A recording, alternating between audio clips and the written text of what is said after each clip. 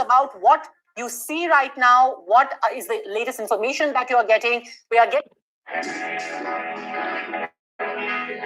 Chime mobile banking.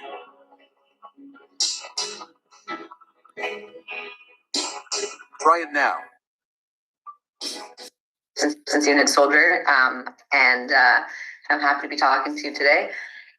So yeah, we woke up this morning to massive sirens on our phones from the Homefront Command app, and we are seeing videos and photos coming out of Iran with smoke and explosions, the ones that you have on the screen at the moment. So far, I've had to run to the shelter once. There have been sirens sounding across Israel this morning, and we are all just holding tight, waiting to hear what's going to happen next. Which brings me to ask Rachel that unlike last year, this time there is a lot of preparation that has gone in, and it has also given a lot of time for both sides to prepare, for Iran to also prepare for what lies ahead. So in your assessment, what do you think will be the next phase of this? What do you think will be the retaliation that Iran is planning? I think that we'll see something similar to what we saw in June of last year, where we have several days in a row of Iran raining missiles down on Israel. Iran has already stated that they have no red lines, that they are trying to target as many civilians as possible. And we are likely to see casualties like we saw in June of last year. I think that we are likely to see the U.S. and Israel, as you said, they have been preparing for this for quite a while, and the U.S. has built up a very significant strength on right off the coast of the Hormuz Strait.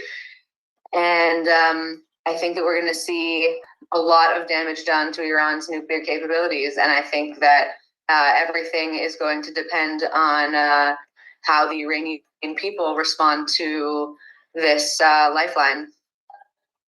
Do you anticipate that this is going to be long drawn? Because the president of the state of Israel has also now spoken, saying this is a dramatic and historic step. And I thank the president of the United States and Prime Minister Benjamin Netanyahu for this decision, with the hope that it will bring about a historic change for us and for the entire Middle East. But the fact that he tells the citizens of Israel, challenging days are ahead of us, but we are a strong nation. Do you anticipate a long drawn conflict? I do think that we'll see something similar to last year when we had the 12 days of fighting. I do think that this is a now or never moment for the Middle East, and that the U.S. and Israel have really one chance to topple the Iranian regime and to free the people of Iran. And I think that it will probably last more than a few days, but I think that the people of Israel are willing to wait however long is necessary to topple the Iranian regime and to bring freedom to the brave people of Iran. Some reports indicate about 30 to 75 missiles were coming out of Iran towards Israel. So the next phase is not going to be people coming out of the streets and just responding so easily to Raza Pahlavi and Donald Trump's call for a regime change. What will follow is these set of long-range missiles, and Iran does have a very large pile of ballistic missiles as well, and they will fire those towards Israel. So that is what the next phase could be.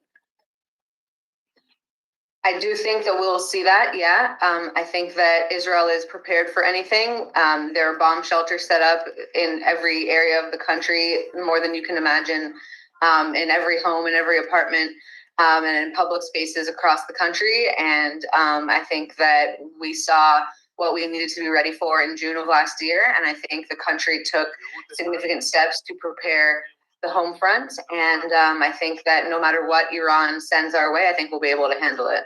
All right. In fact, the first statement has also come in from Khamenei, where he's saying there will be significant costs to pay. There will be, a pushback. There will be a retaliation, and Israel will have to suffer the consequences. Rachel. Yes, I think it is in character for Khamenei to threaten the lives of Israeli civilians who have nothing to do with this conflict. I think that he is a brutal dictator who wants to just see as much damage done to Israel as possible, and he doesn't care who is involved and who is not. But I think that the people of Israel are ready to withstand the threat, and I think that we know what we're fighting for. We're fighting to free the brave people of Iran from a tyrannical regime, and Khamenei doesn't scare me. Rachel, which brings me to ask you the one question that, it's not just Israel versus Iran. It is also Iran's axis of resistance. When you talk about the Hezbollahs, when you talk about the Houthis, they also get activated. And there are reports indicating that they have already activated. Israel may have sent out some strikes in Lebanon already against Hezbollah, but both Houthis and Hezbollah have responded saying that they are going to fight. And again, it's going to be a multi-pronged war. The situation is still developing. I can't speak to what's going on the other fronts. I know that so far Lebanon has not retaliated. I can't speak to Hamas and the Houthis. So the best I can say is that we can just follow the news very closely and wait to find out what's going to happen and take all necessary precautions to stay near shelters, in shelters, and try as best we can to stay calm, because Israel knows how to defend itself, and it will.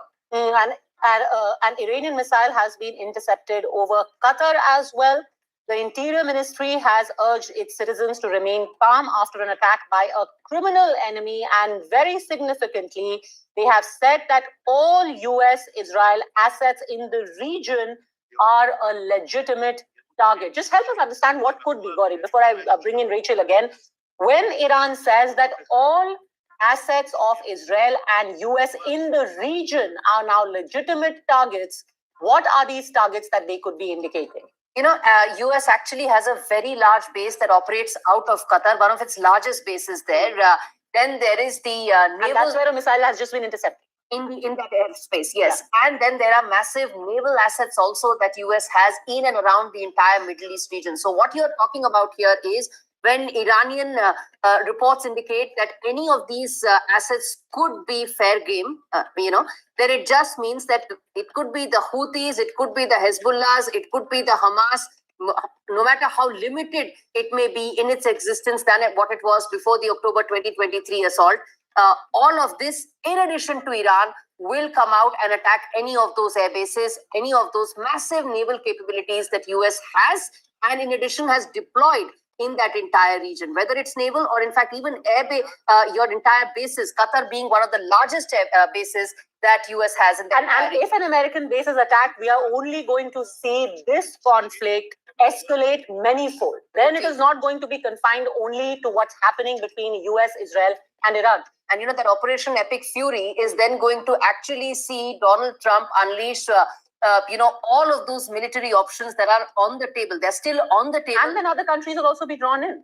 It could be, even though we are still not sure as to whether several of these other countries would like to directly be involved in this. And so far, none of them have actually responded. It's been going on for over 2 hours now, and we haven't seen any heads of state from any of the NATO countries respond. And the reason for that also is because, I'll tell you why, because, these strikes happened just a day after those talks were taking place. Yeah. You had US and Iran talking about it being mediated through Oman. And just about 12 hours back, you had the Omani foreign minister in Washington briefing J.D. Vance, talking about what could be the next course of action. What followed was then these strikes that happened. Okay, let me give a quick update which has come in from the Israeli Air Force, Gauri, and a statement has just been released by the IDF spokesperson announcing that the IDF and US Army have launched a joint, extensive and powerful operation to strike the Iranian terror regime and remove existential threats to the state of Israel. Over the long term, the blow included the targeting of dozens of military sites and was carried out as part of a broad, coordinated and joint offensive against the regime, which has not abandoned its plan to destroy Israel. In recent months, and despite a severe blow it suffered in Operation With a Lion, the IDF identified that the regime continued its attempts to fortify, protect, and conceal its nuclear programs, alongside the restoration of its missile production process. In the months preceding the offensive, joint and meticulous planning was carried out between the IDF and the US Army, which has enabled the execution of a broad offensive in synchronization and maximum coordination between the armies. So they're actually officially now saying that we had a coordinated strike. Yes. military sites have been struck, and this was a broad, coordinated, and joint offensive against Iran. And all of these targets have a certain messaging, and we can get Rachel in on just that.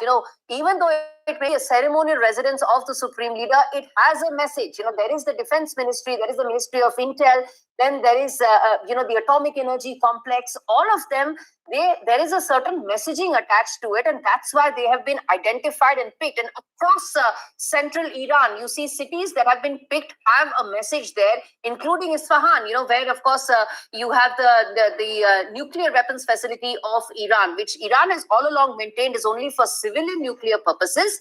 But the intel that US and Israel had was that it could be upwards of 60%.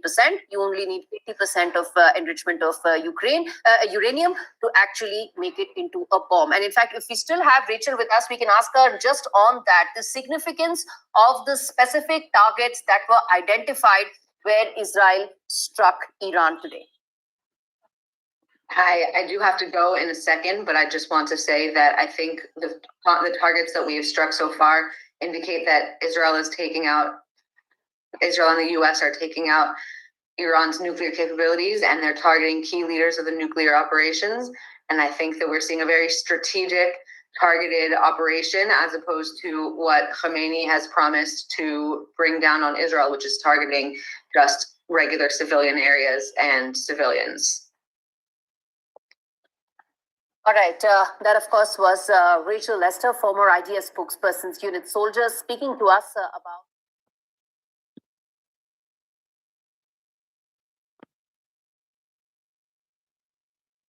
What we're basically witnessing is the fall of Iran as we know it.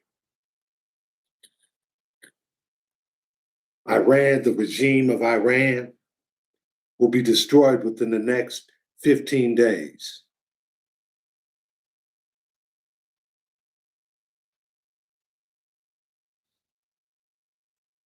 This is the end game for Iran, basically.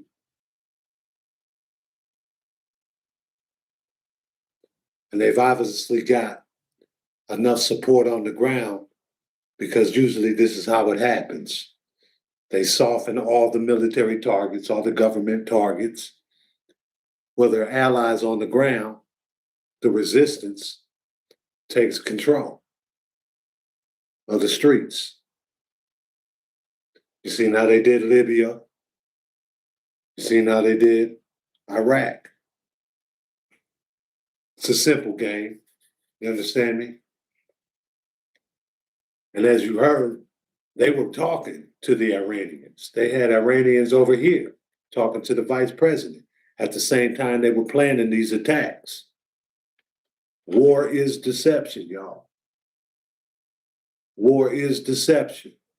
Let's check it out. Let's hear what they're talking about. We got some updates. Air Force has said that there are significant targets, which is the ceremonial residence of the Ayatollah has been struck. You've got nuclear sites. They're saying that Iran was again working on a nuclear weapon, on missiles, and that is why this could not be allowed. It was a very real threat to Israel, and it was thwarted. And finally, after this threat apparently being neutralized, according to the US and Israel, now the onus is on the people of Iran. They're saying you have been under a repressive regime for long. Now it is up to you to overthrow it. You are getting our backing in the region. Interesting, though, that even as Israel and the United States have been explicit about what their objectives are, what their methods are, and what their MO is going to be in the next few days, any of their allies so far haven't taken a stand. Let's listen in, Gauri, to what the President of the United States, and it's important also to remember that the first reaction, the first confirmation came from Donald Trump, and it's after that that you had Benjamin Netanyahu, the Prime Minister of Israel, issuing the statement.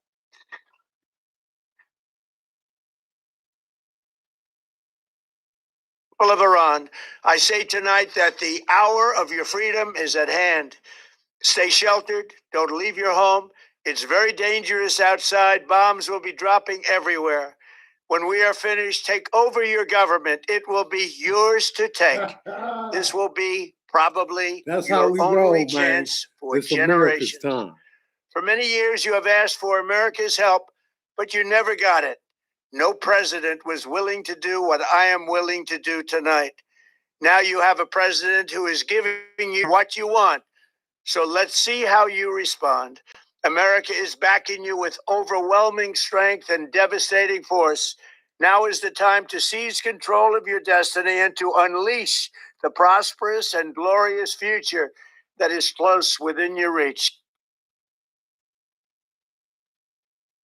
More news coming in, and in fact, a very important set of update coming in that loud explosions have now been heard in Bahrain as well. This is not just only about a single country. You can see this now spreading across the region. It has now spread to Bahrain, where loud See, it's exactly what I told y'all, brothers, sisters.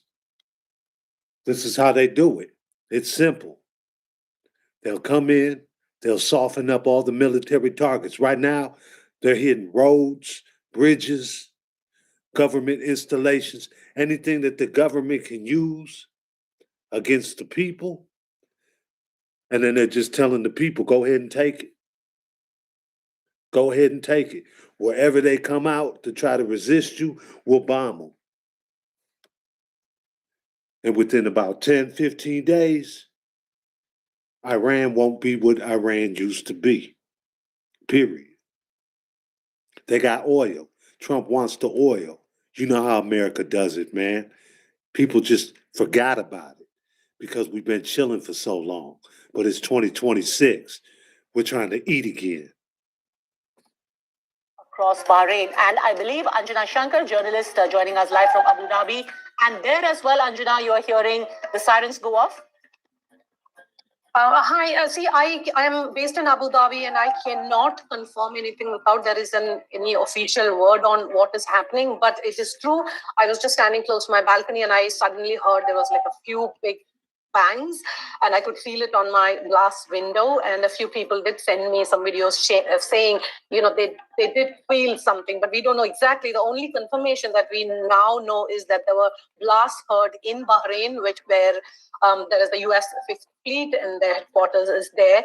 And, you know, if we go back to what Iran has been consistently saying during this week of diplomacy, that if there is a confrontation, they will strike and they will not spare the US bases in the Gulf countries, that it will be a legitimate target. So I think we have to wait and see whether that is exactly what we are seeing now, that they are targeting the US bases in the region. The whole region is on edge. And as you know, in West Asia, there are millions of Indian expatriates living there. Any kind of escalation that happens in this region will have a direct impact on millions of Indians and their families.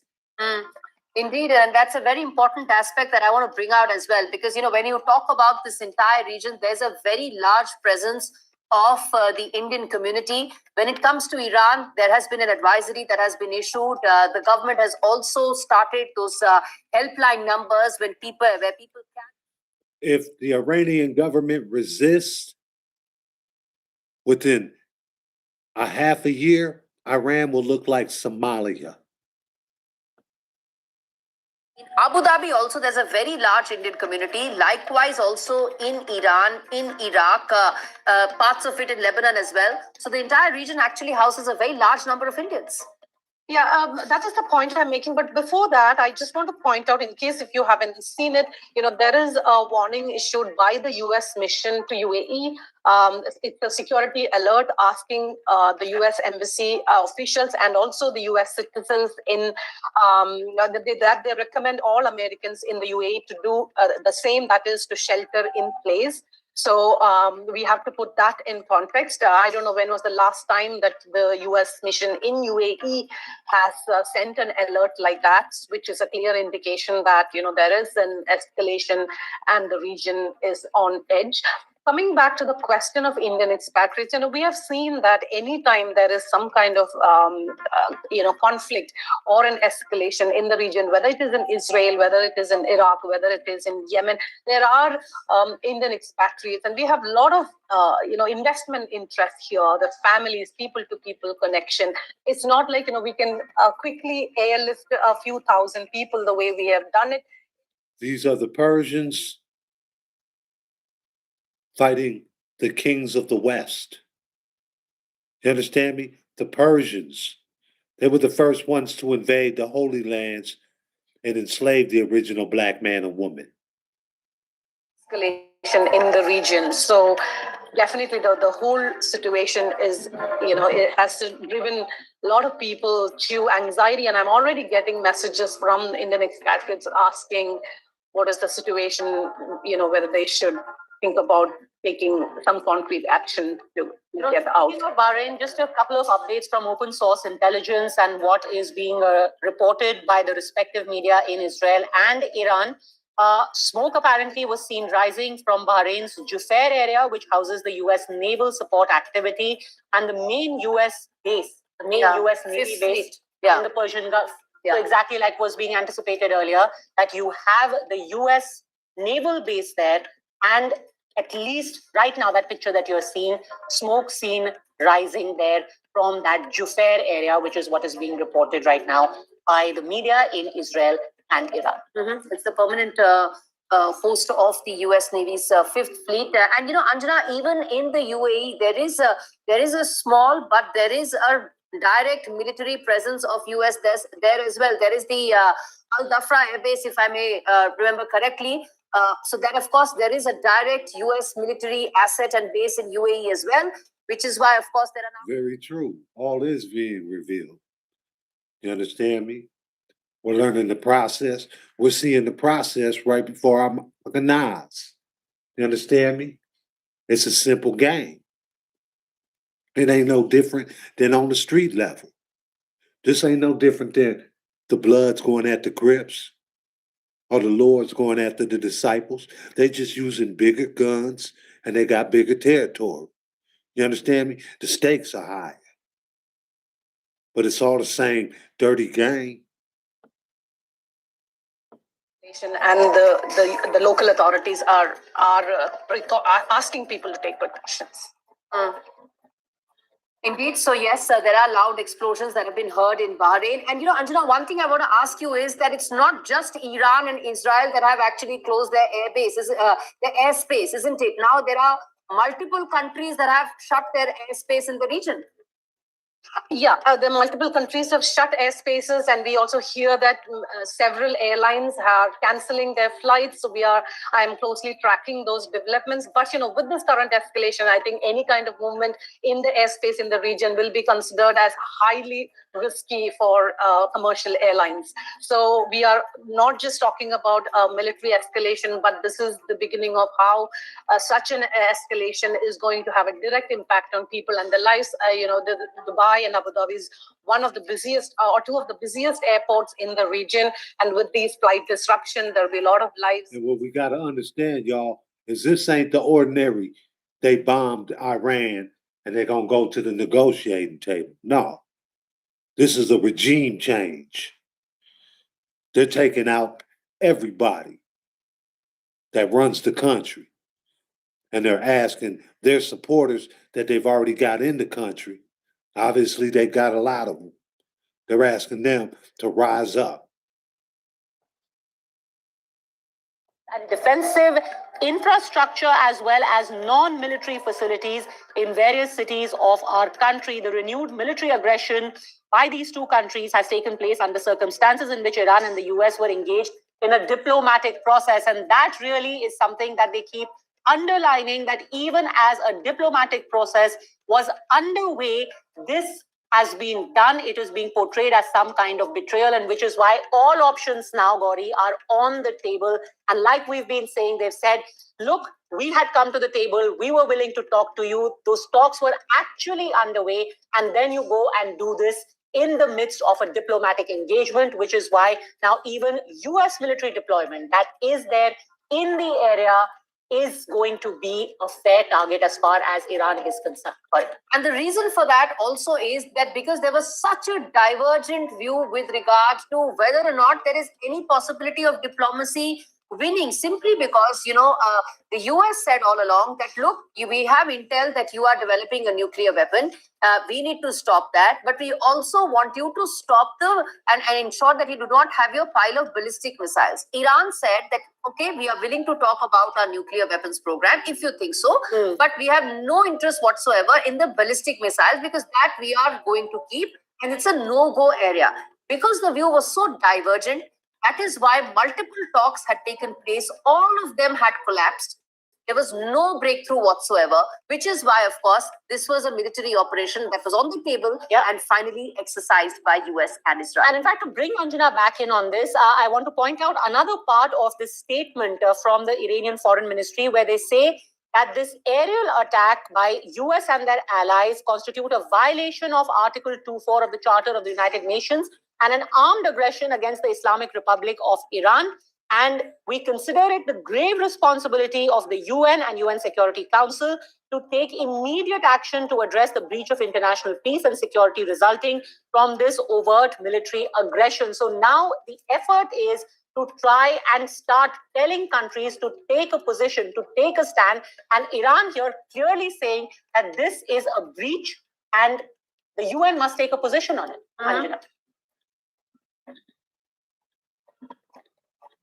Is this for me? Yes, Anjana, that's for you. Yeah, see, but now I think we have reached a point where you can't go back. We've already crossed the river of Rubicon, as they say, because there was a chance for diplomacy. That is what was It's happening. the point of no return, y'all. You understand me? It's the point of no return.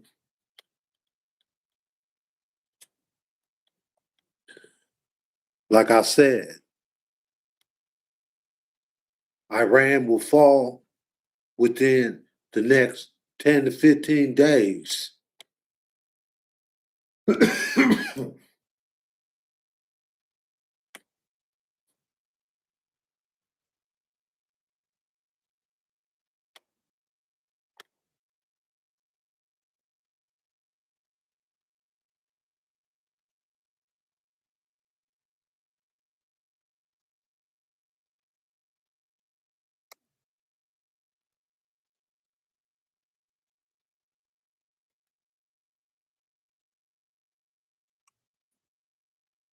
If the regime holds out in 6 months, Iran will look like Somalia.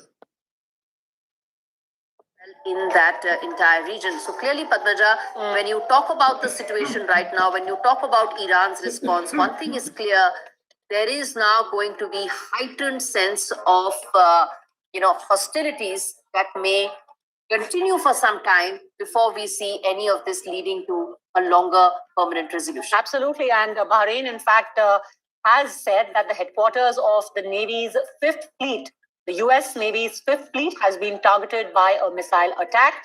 UAE has closed its airspace as the Israel-United States have conducted strikes on Iran. In addition to that, here's what open source intelligence is saying, that Iranian missiles have reportedly targeted the Ali al-Salem air base in Kuwait and the Kuwaiti national security agencies. So a lot of information there, but the target is absolutely clear, Gauri, that US military deployments, US military targets anywhere in the vicinity of Iran.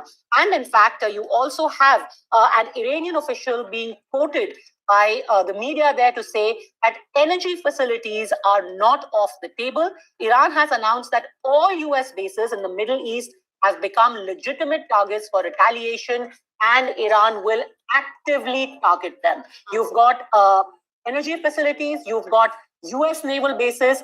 All of these are going to be fair targets simply because when Iran was willing to engage at that time, in the middle of that diplomatic exchange, this unprovoked aggression, that's what Iran's foreign ministry has called this, an unprovoked aggression was unleashed on them by the US and Israel together, and now there will be consequences. Indeed. And US has been talking about some sort Now, we've got to understand, Iranians are not Arabs.